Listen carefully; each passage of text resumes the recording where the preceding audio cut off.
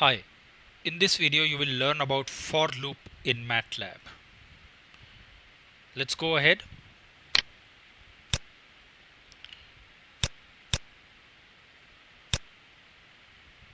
First of all, let us try to understand what is the need of a for loop.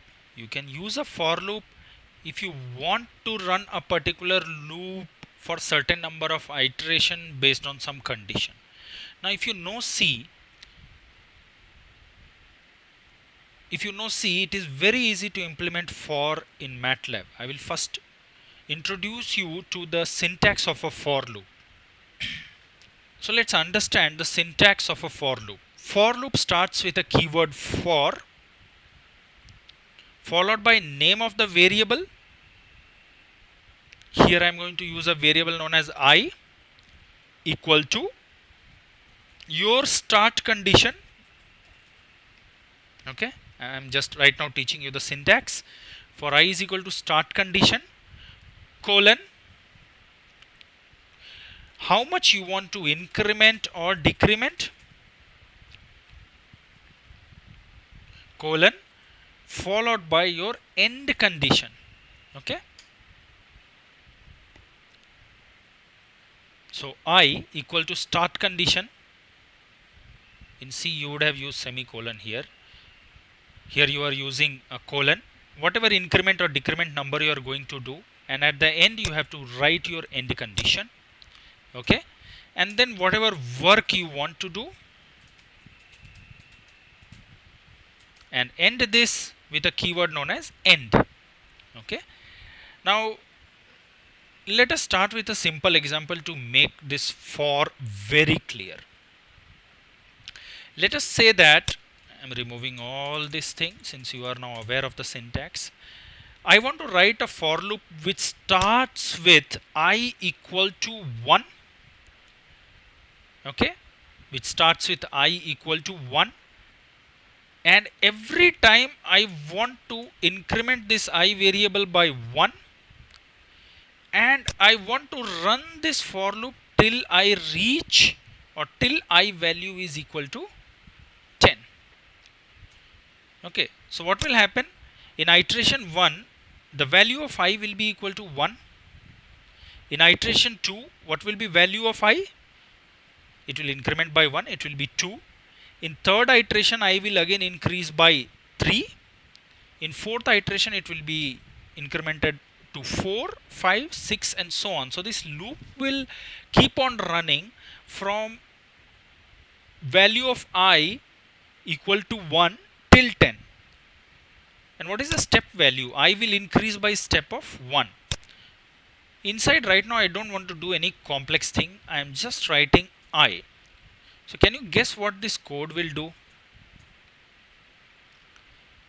I don't have a semicolon over here, so it will print me value of I in every iteration.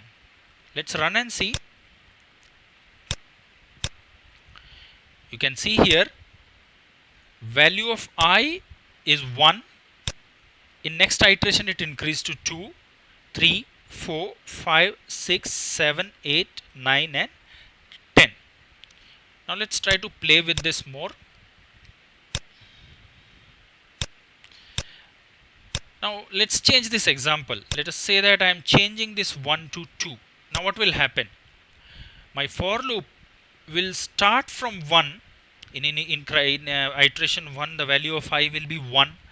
In second iteration it will be 1 plus 2 which is equal to 3. Then in next iteration it will be 5, 7, 9. What will happen after that? It will be 9 plus 2 equal to 11. But my for loop I have told to run till only 10. So what will happen? It will not run till 11. It will terminate at that iteration where I value is equal to 9 itself. So let's run it. You can see here what is the value of I. It started with 1, 3, 5, 7, 9.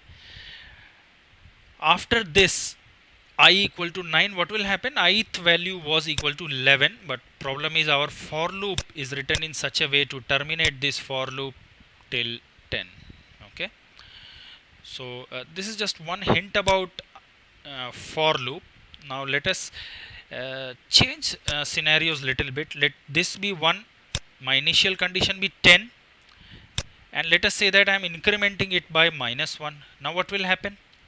My for loop will start from 10, it will decrement, increment or decrement, I have written here -1. So what will happen? 10 plus -1, what it will be? 9. In next iteration it will be 8, 7, 6, 5, 4, 3, 2, 1. Okay, it will stop at 1. Let us see what happened. You can see here it started with 10, 9, 8, 7, 6, 5, 4, 3, 2, 1. Since I have told my for loop that I am going to end this loop when it reaches a end condition of 1, you can even make it something like -5. So now what will happen? It will start counting from 10, it will reach till -5. You can see here it started from 10, 9, 8, 7, 6, 5, 4, 3, 2, 1, 0, -1, -2, -3, -4, and -5. Now let us say that someone has given me a task of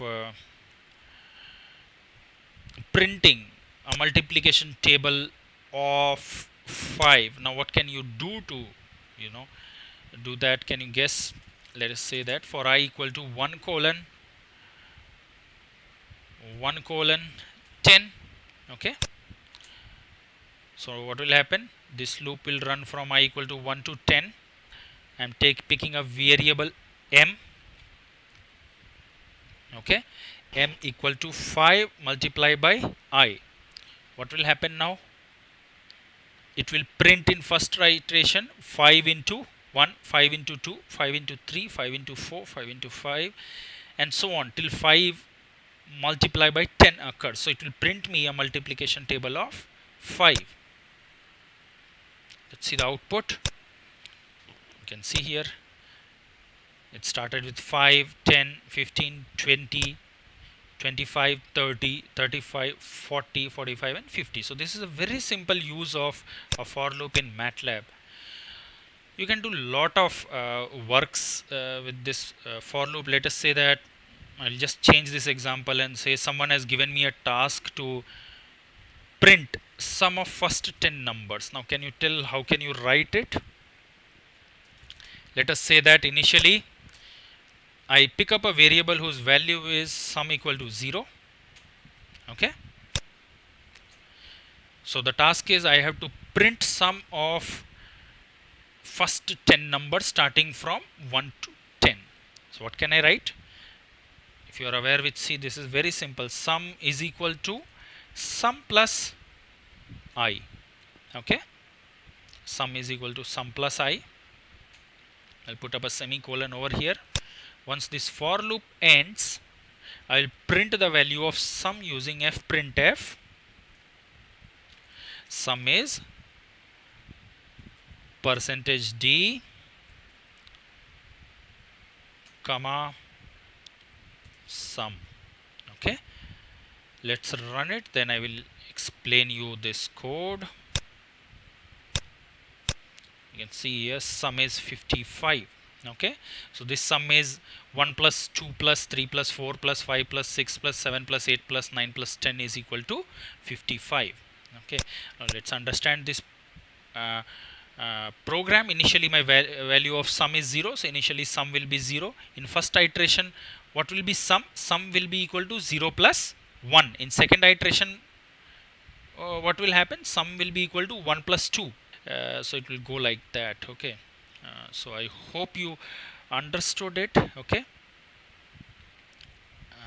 thank you. You can continue subscribing this channel to learn about more about MATLAB. So stay tuned in. Thank you.